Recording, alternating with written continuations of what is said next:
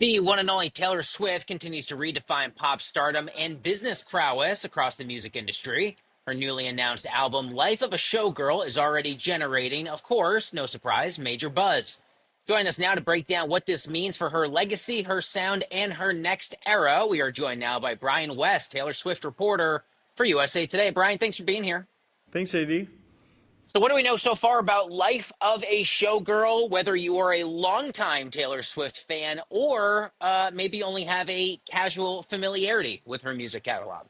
The Life of a Showgirl is Taylor Swift's 12th era. It dives into this world of diamond dripping Elizabeth Taylor. It gives lots of aesthetics of her bejeweled music video. We know that there are just 12 tracks. Taylor is notorious for maybe adding more tracks or bonus songs from the vault. There's just 12 on this album. She worked with Max Martin and Shellback, their Swedish producers that worked with her on her 1989 album and her Reputation album. So we know it's a return to pop.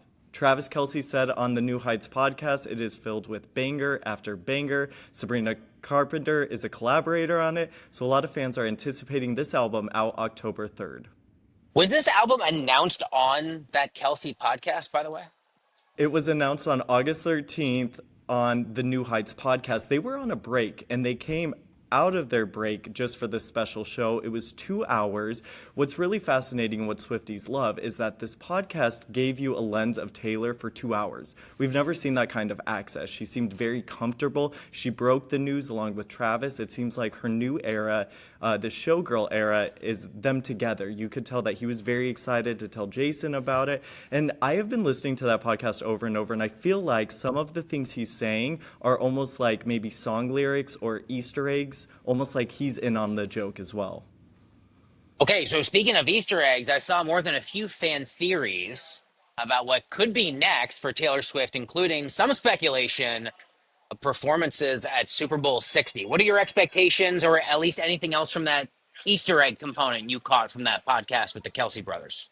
I have to say, being in this role for 2 years, Taylor keeps you on your toes. I have always thought that she might perform at Super Bowl 60 for a couple reasons. It's the year 2026. Her favorite number is 13, so 26 being double that is a big year for her. She also, when she went to the Las Vegas Super Bowl, she wore a jacket that had a 60 on the back of it. And those are the types of Easter eggs. But in this specific podcast, she mentioned that she thinks about bread 60% of the time, especially sourdough. So a lot of fans are pointing to the fact that Super Bowl 60 is in Santa Clara, and the mascot for the 49ers is Sourdough Sam. And they read into these clues because Taylor has trained them for years. So I know somebody on the outside is like, okay, she talked, it's coincidence. With her, numbers especially are never a coincidence.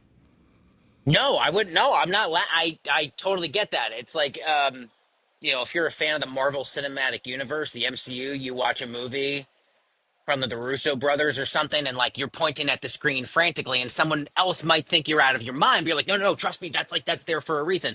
What are your expectations going back to the album or any upcoming releases, themes, stylistic shifts?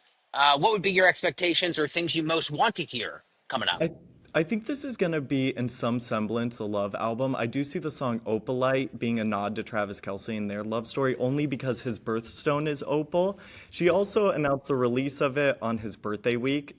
When she announces a release, it's usually on a 13-day, so 10/3 is 10 plus 3.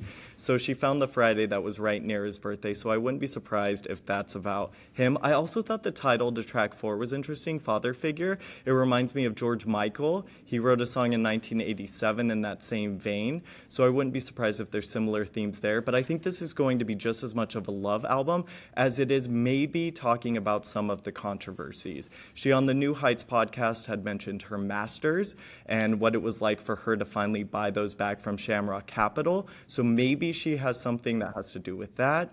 With Taylor, though, she does always not only produce amazing songs, but she's really good at news stories. What more do we know about that collaboration with Sabrina Carpenter or any other expected artist? Sabrina Carpenter right now is the only duet that's on the album. It's the title track, Life of a Showgirl. Although I don't know what the song is about, I'd anticipate if you look at her discography, it might be something in the same vein as, say, The Lucky One or kind of The Price of Fame, what it is like to be a showgirl. I've always thought she was a mentor to Sabrina Carpenter, Gracie Abrams as well, so maybe there's some sort of mentor quality that comes with that. But it's a title track, and she reserved it for the very end and chose to have Sabrina on it, so that's really special. Touring takes a lot out of an artist. Touring is extremely difficult and the schedule is grueling. And obviously, Taylor Swift had the Eras Tour. What would be your expectations lining up for the next year of either another big tour or another big swing of things to give people the opportunity to see her again live?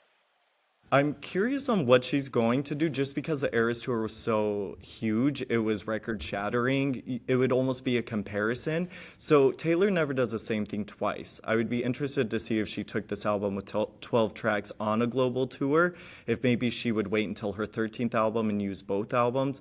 If she would do It's a Showgirl, so maybe there's a Las Vegas residency that's somewhere in there with Taylor, though. I feel like that is the next step that she's figuring out is how she wants to bring her album to the main stage, if at all.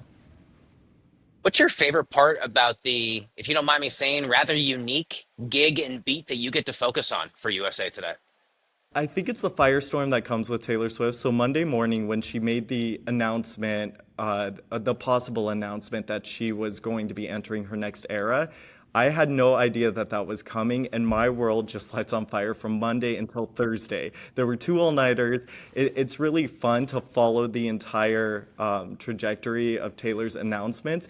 But this role is part covering it. So we did a live blog, we did a lot of articles, but it's also being an expert. So in between those, or usually at the tail end of those, when you've had no sleep, you have live shots or you have tape segments, and you're just like, I hope I don't say something that's wrong or goes viral in the wrong ways.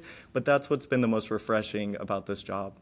Dude, tell me about it. Just unfortunately, the difference between you and me is like my last few years are all like, that's like if Trump tweets something or something happens in the financial markets. Yours is objectively way cooler. And I love talking with good journalists, and I very rarely get to talk to one who has as unique and special and probably a fan favorite beat the way that you do. So I wish you nothing but the best, and I'm very grateful for you taking the time. Please come back again as we uncover more of these Easter eggs because I love this stuff. Brian West, Taylor Swift reporter at USA Today. Brian, thanks a lot.